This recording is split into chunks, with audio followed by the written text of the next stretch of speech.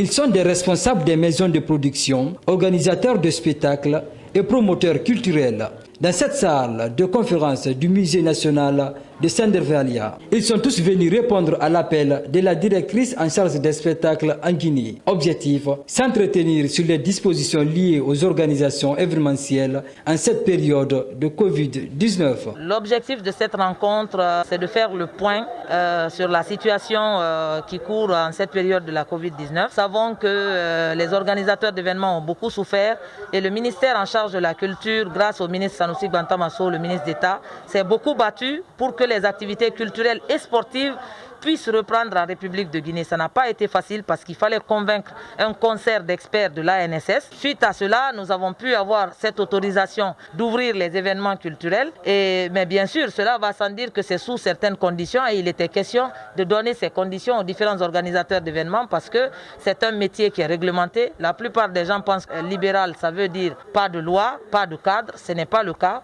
C'est une profession libérale, certes, mais qui répond à un certain cahier de charges et à un certain fonctionnement. Malgré l'allègement sur les mesures de restriction, les organisateurs de spectacles déplorent avant de lancer un appel aux autorités. On souhaiterait que l'État puisse aussi nous aider parce que aujourd'hui, si tu devais avoir 2500 dans le palais et que tu reviens à 1000 et quelques, on espère que l'État va nous subventionner, nous donner des fonds qui vont nous permettre de combler ces trous.